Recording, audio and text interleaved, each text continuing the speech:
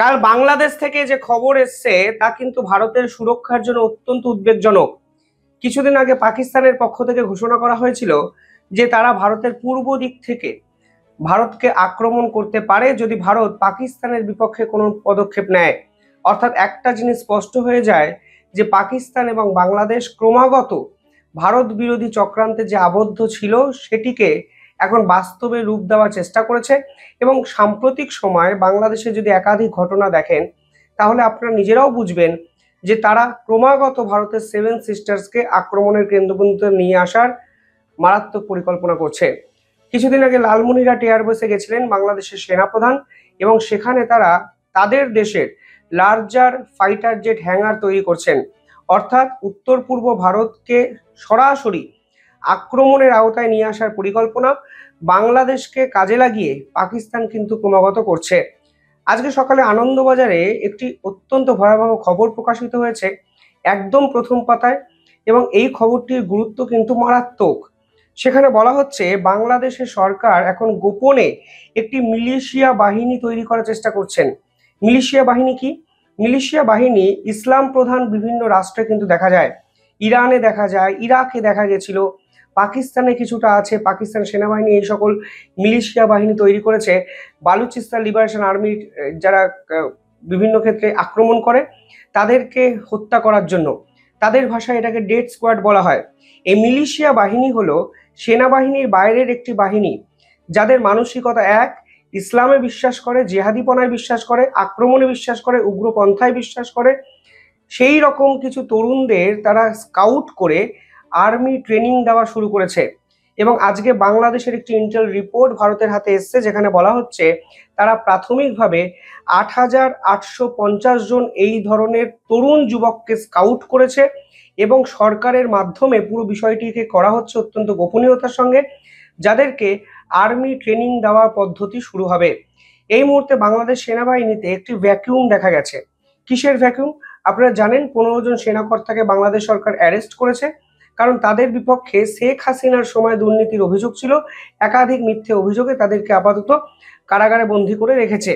এবার বাংলাদেশ সেনাবাহিনী এখন পুরোপুরিভাবে জামাতিপনায় বিশ্বাসী, জেহাদিপনায় বিশ্বাসী এবং উগ্র আক্রমণ ইসলাম চর্চায় বিশ্বাসী। সেই প্রেক্ষাপটে দাঁড়িয়ে বাংলাদেশ সেনাবাহিনী এখন চাইছে এই অবস্থাটাকে কাজে লাগিয়ে যত বেশি সমমনস্ক তরুণদের যদি সেনাবাহিনীর পাশাপাশি একটি প্যারালাল ফোর্স ইনভলভ করা যায় তাহলে হয়তো তাদের শক্তি বাড়তে পারে।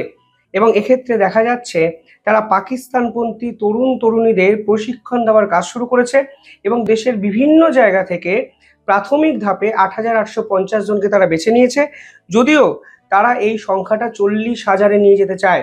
এবার একটা কথা ভাবুন, দেশের পূর্ব দিকে একটি বাহিনী তৈরি হচ্ছে যাদের কাজই হলো ভারতের উপর ঝাঁপিয়ে পড়া, ইসলামিক বাহিনী, নাম মিলিশিয়া বাহিনী, এবং 40,000 তরুণ তরুণী একই সঙ্গে ভারত বিরোধিতা করে ভারতের দিকে এগিয়ে আসছে। তা কিন্তু ভারতের জন্য নিঃসন্দেহে ভয়ঙ্কর প্রবণতা। এবং এই জন্যই আজকে ভারতবর্ষের অন্যতম বড় সংবাদপত্র এটাকে প্রথম পাতায় কভার করেছে এবং আমার দৃঢ় বিশ্বাস এই খবর আন্তর্জাতিক স্তরে বিভিন্ন ক্ষেত্রে তোলপাড় সৃষ্টি করবে। পাশাপাশি এই ধরনের আর্মড বাহিনীকে আমরা কোথায় দেখতাম? সরকারের বাহিনী, অথচ সরকার অফিসিয়াল মান্যতা দেবে না। বোঝার চেষ্টা করুন, মানে যদি এই বাহিনী ডিপ্লোম্যাটিক স্তরে, এই বাহিনীকে নিয়ে ডিপ্লোম্যাটিক স্তরে কোনো উত্তর দিতে বাধ্য নেই সরকার, এবং এই বাহিনীর মাধ্যমে যদি কোনো রকম অশান্তকর ঘটনার সৃষ্টি হয় তাহলে সরকার কিন্তু ডিনাই করে যেতে পারে, কারণ সরকার তো মান্যতাই দেয় না এই ধরনের বাহিনীকে। পাশাপাশি ভারতের কাছে কালকে যে খবর এসছে সেখানে বলা হচ্ছে তুরস্ক এই ইসলামিক ন্যাটো তৈরিতে বাংলাদেশকে সরাসরি সমর্থন করছে। এবং কালকে বাংলাদেশের সঙ্গে তুরস্কের একটি অস্ত্র চুক্তি হয় যেখানে তুরস্কের defence, air defence system Bangladesh কিন্তু নিচ্ছে। সাইপার ডিফেন্স সিস্টেম আপনারা অনেকেই নাম শুনেছেন। এবং এই মুহূর্তে তুরস্কর কমব্যাট ড্রোন ওরিয়েন্টেড একটি কো প্রোডাকশন করার হাউস বাংলাদেশে খোলার পরিকল্পনা তুরস্কের পক্ষ থেকে করা হচ্ছে। পাশাপাশি অপারেশন সিন্দুরে পাকিস্তানকে তুরস্ক যে যে অস্ত্রগুলো দিয়েছিল তার 50-60% অস্ত্র এবার বাংলাদেশকে তুরস্ক অফিসিয়ালি দিতে চলেছে, যার মধ্যে উল্লেখযোগ্য হলো তুর্কিস বিখ্যাত ডিফেন্স সিস্টেম, এবং আপনারা জানেন বেক্তিয়ার TB2 ড্রোন যা ভারতের দিকে নিক্ষেপ করা হয়েছিল অপারেশন সিন্দুরের সময়, TRG-300 missile system, cobra 2 armed vehicles. অর্থাৎ আর্মড ভেহিকেলস, কোবরার মতো আর্মড ভেহিকেলস পাহাড়ি অঞ্চলে ব্যবহার করা হয়। পরিষ্কার বোঝা যাচ্ছে বাংলাদেশ পাহাড়কে কেন্দ্র করে তাদের কম্ব্যাক্ট বাহিনী তৈরি করছে এবং এই ধরনের অস্ত্র তুরস্কের পক্ষ থেকে নিচ্ছে। তুরস্কর মিডিয়া সারপ্রাইজিংলি এই পুরো বিষয়টিকে বিশ্লেষণ করেছে টু কর্নার ইন্ডিয়া স্টেপ দিয়ে, অর্থাৎ পাকিস্তান, বাংলাদেশ এবং তুরস্ক একত্রে ভারতকে কর্নার করার পরিকল্পনা শুরু করেছে। তা কিন্তু অফিসিয়ালি তুরস্কের মিডিয়াই জানাচ্ছে। ফলে আমার আপনার মন্তব্য এই মুহূর্তে নিষ্প্রয়োজন। মানে তারা যেটা করছে তারা অফিসিয়ালি করছে, তাদের মধ্যে কোনো লুকানো চুকানো ব্যাপার নেই। কিন্তু প্রসঙ্গত বিশ্বের যে কোনো দেশের সাথে এই ধরনের চুক্তি করতেই পারে, কিন্তু পারপাসটা যেখানে স্পষ্ট হয়ে ওঠে বিতর্ক কিন্তু সেখানে সব থেকে বেশি সৃষ্টি হয়।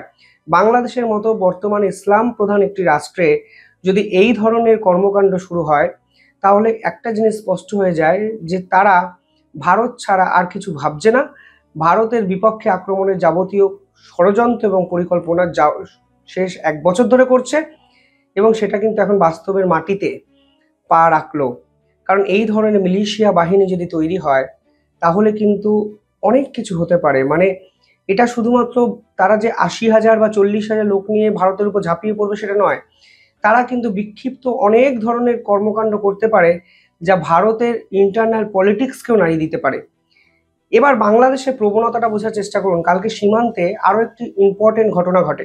সীমান্তে মানে একদম খোদ বাংলায় স্বরূপনগরে একজন 11 বছর বয়সী যুবক বা বাচ্চা শিশু বলতে পারি, 11 বছর বয়স, সে ধরা পড়ে। প্রাথমিকভাবে মনে করা হয়েছিল সে হয়তো ভুল করে বাংলাদেশ সীমান্ত থেকে পেরিয়ে ভারতবর্ষে চলে এসছে। পরবর্তীকালে তার ব্যাগ খুলে 11টি গোল্ড প্লেট পাওয়া যায়, যার আনুমানিক মূল্য প্রায় 2 থেকে 3 কোটি টাকা। পুলিশ কর্তারা রীতিমতো চমকে যান যে 11 বছরের এক যুবক তার ব্যাগে এত টাকার গোল্ড কিভাবে এলো। পরবর্তী ধাপে সেই যুবকটি জানায় যে তাকে পিঠে ব্যাগ দিয়ে একটি নির্দিষ্ট গন্তব্যে পৌঁছাতে বলা হয়েছিল বাংলার। অর্থাৎ এই ছোট ছোট শিশুদের এবারকে রাস্তায় নামিয়ে দিয়েছে বাংলাদেশ সরকার। মানে কতটা বিপজ্জনক একটি দেশ হলে এই 11 বছরের একটি যুবককে ব্রেন ওয়াশ করে ভারত বিরোধী চক্রান্তে কাজে লাগানো যায়, তার উদাহরণ কিন্তু বাংলাদেশের এই সরকার রাখলো। কারণ চোরা পাচারকারী বা চোরা চালানকারী এর আগে আমরা দেখতে পাচ্ছিলাম যখন বিএসএফ এদেরকে আটকাচ্ছিল তখন বিএসএফ এর উপরেই ঝাঁপিয়ে পড়ছিল, লাঠি বল্লম ইত্যাদি নিয়ে আক্রমণ করছিল। কিন্তু 11 বছরের শিশুকে যদি এই কাজ করানো যায়, স্বাভাবিকভাবে বিএসএফ কর্তারা কোনো সন্দেহ করবেন না, ভাববে ভুল করে হয়তো চলে এসছে, তারপর ডিপ্লোম্যাটিক ওয়েতে ফিরিয়ে দেওয়া হবে। কিন্তু সাম্প্রতিক সময় এই প্রবণতা যেখানে 11 বছর 12 বছরের শিশুদেরকে চোরা চালানকারী হিসাবে কাজে লাগাতে শুরু করেছে বাংলাদেশ, তা কিন্তু বিএসএফ এর জন্য কাজটা কঠিন করে দিচ্ছে।